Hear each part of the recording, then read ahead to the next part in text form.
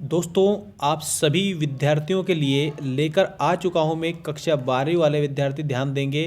Question number 16, 18, 19, 20 और 21 इनके answer मैं आप लोगों के लिए लेकर आया हूं। विषय है आपका हिंदी और ये जो प्रश्न है ये सारे के सारे के उत्तर मैं आपको बताऊंगा। देखिए, वात्सल्य रस की परिभाषा उदाहरण सहित लिखिए अथवा रस निष्पत्ति में सहायक तत्वों के नाम लिखिए। तो सबसे पहले आपको मैं बता दूं कि रस निष्पत्ति में सहायक तत्व कौन से हैं और उसके बाद में हम बात करेंगे वात्सल्य रस की। देखिए, रस निष्पत्ति में सहायक तत्व सबसे पहला तत्व तो है विभाव। इसके बाद में दूसरा तत्व है अनुभाव। तीसरा तत्व है स्थायी भाव और चौथा तत्व है संचारी भाव। संचारी भाव ये रस निष्पत्ति में सहायक तत्व हैं।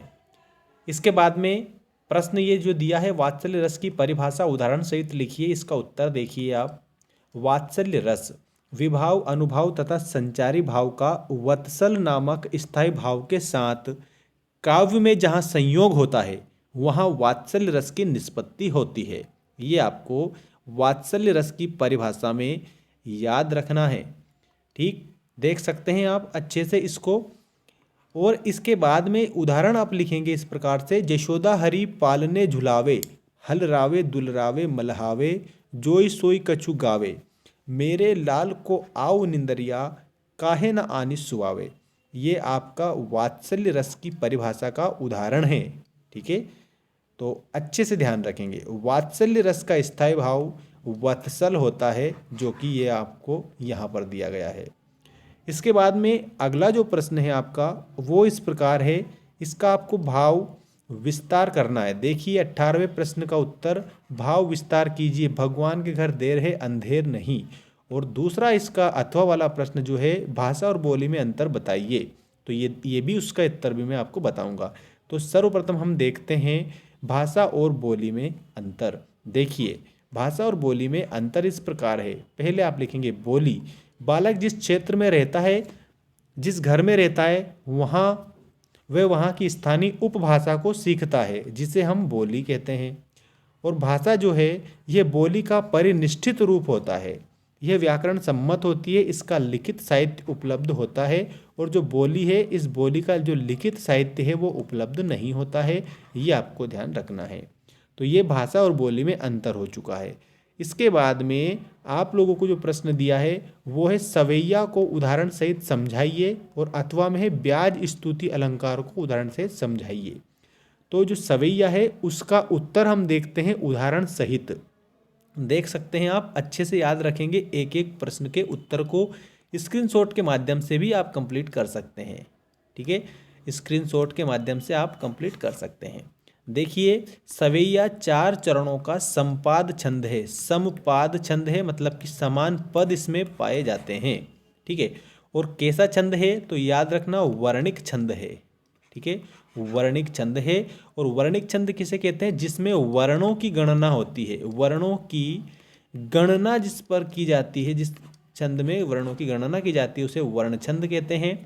वर्णिक वृत्तों में 22 से 26 अक्षर वाले जाति छंदों को सामूहिक रूप से हिंदी में सवैया कहा जाता है। देखो, पूरा उत्तर आपको ऐसे लिखना है।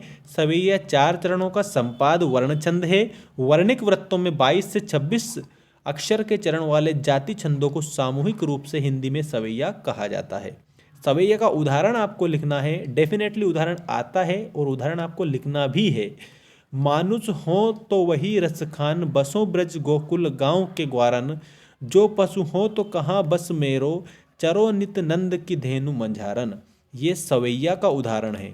ठीक है, सवैया आपको अच्छे से ध्यान देना है। इसके बाद में अगला जो प्रश्न है वो क्वेश्चन नंबर 20, और ये है आपका छायावादी काव्य की 4 विशेषताएं लिखिए। तो छायावादी काव्य की विशेषताएं आप इस प्रकार से लिखेंगे। सर्वप्रथम पहली विशेषता लिखेंगे व्यक्तिवाद की प्रधानता, अर्थात छायावाद में व्यक्तिवाद की प्रधानता है। किसकी प्रधानता है तो ध्यान देंगे, व्यक्तिवाद की प्रधानता है। इसके बाद में श्रृंगार भावना, छायावादी जो कवि हुए हैं उन्होंने श्रृंगार रस युक्त जो रचनाएं हैं वो की है। ठीक है। इसके बाद में प्रकृति का मानवीकरण, मतलब प्रकृति को आधार मानकर काव्य रचना की है। वेदना और करुणा का आधिक्य, छायावादी जो कविता है उसमें वेदना और करुणा का आधिक्य मतलब कि अधिकता देखने को मिलती है। इसके बाद में अज्ञात सत्ता के प्रति प्रेम, छायावादी काव्य की प्रमुख विशेषताओं में आता है अज्ञात सत्ता के प्रति प्रेम। ठीक है, अब हम बात करते हैं अगले प्रश्न की, जो कि आपका काफ़ी मोस्ट इम्पोर्टेंट प्रश्न है। इसको आप अच्छे से याद रखेंगे, ये आपको 3 अंक दिलाकर जाएगा। कहानी और उपन्यास में अंतर लिखिए। देखिए, कहानी उपन्यास में अंतर इस प्रकार है, कहानी छोटी होती है, उपन्यास बड़ा होता है। कहानी में एक घटना का वर्णन होता है तो उपन्यास में अनेक घटनाओं का वर्णन होता है। कहानी में कम पात्र होते हैं, ध्यान देंगे आप, जो कहानी है उसमें जो पात्रों की संख्या है वो कैसी होती है, कम होती है। और जो उपन्यास है उस उपन्यास में पात्रों की जो संख्या है वो अधिक होती है। उपन्यास का आपको यही ध्यान रखना है कि पात्र ज़्यादा पाए जाते हैं। परीक्षा प्रेमचंद द्वारा लिखित कहानी है। ठीक है, परीक्षा जो है प्रेमचंद द्वारा लिखित क्या है, कहानी है। और गोदान जो है ये प्रेमचंद द्वारा लिखित उपन्यास है। याद रखेंगे, गोदान, गोदान किसने लिखा है, तो आप याद रखेंगे प्रेमचंद ने लिखा है। और गोदान क्या है, तो ये भी याद रखेंगे कि गोदान जो है ये उपन्यास है। और परीक्षा क्या है, ये परीक्षा जो है ये प्रेमचंद जी की कहानी है।